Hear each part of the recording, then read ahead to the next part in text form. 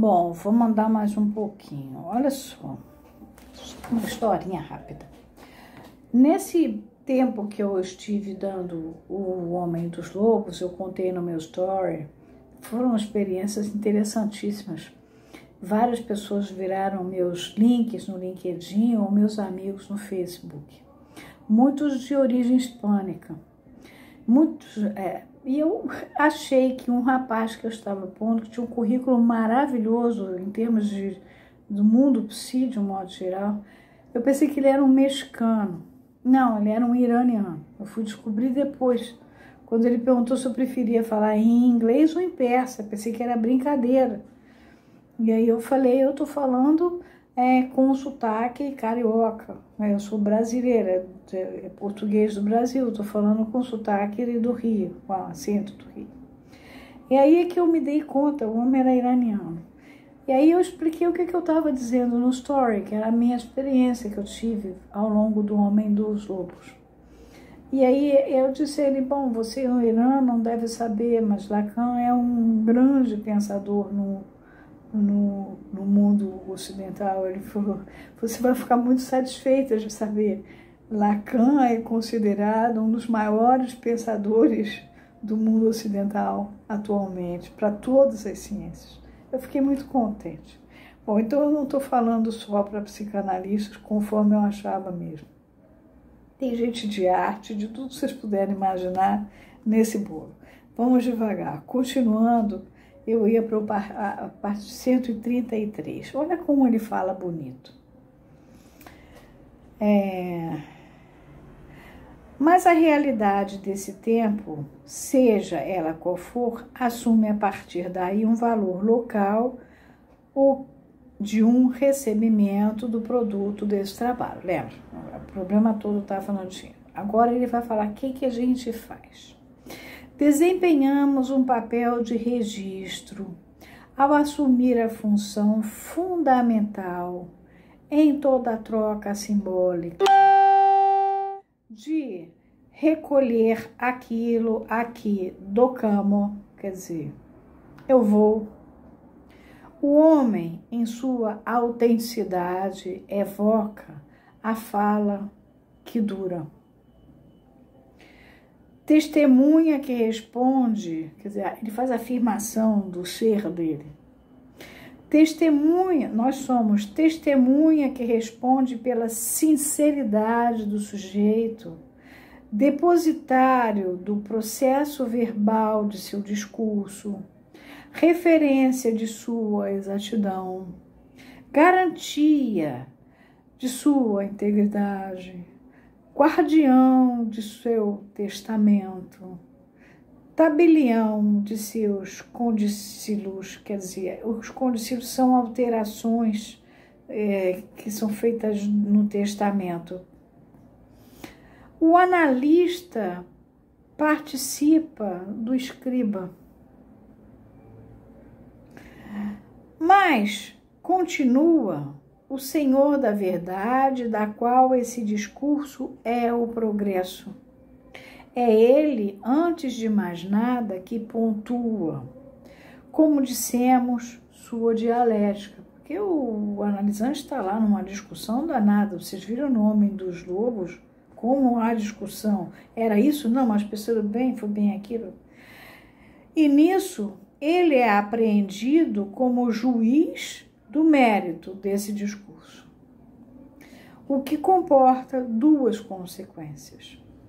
A suspensão da sessão não pode deixar de ser experimentada pelo sujeito como uma pontuação em seu progresso.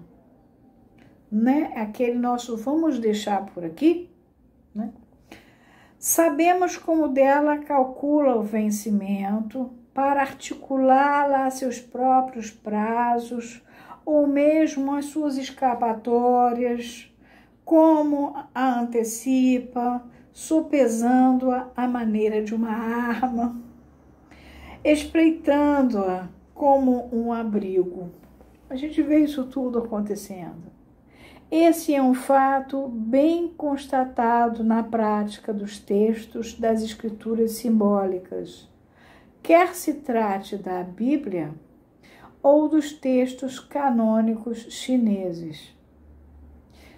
Neles, a ausência de pontuação é uma fonte de ambiguidade. A pontuação colocada fixa o sentido.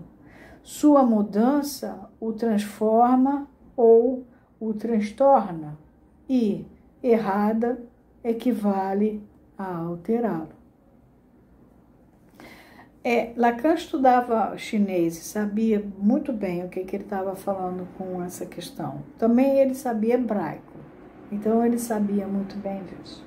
Além do que, a pontuação no período chamado pelo próprio Lacan de pré-socrático também ela é diferente.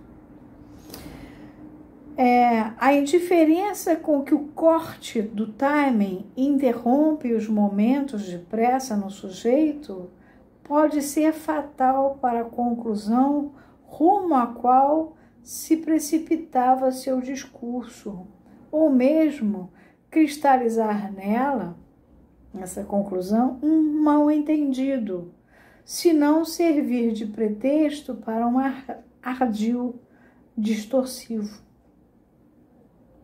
Os debutantes parecem mais atingidos pelos efeitos dessa incidência, o que dos outros faz pensar que suportam sua rotina. De certo, a neutralidade que manifestamos ao aplicar estritamente essa regra mantém a via de nosso não agir. Mas esse nosso não agir tem limites, ou então não haveria intervenção.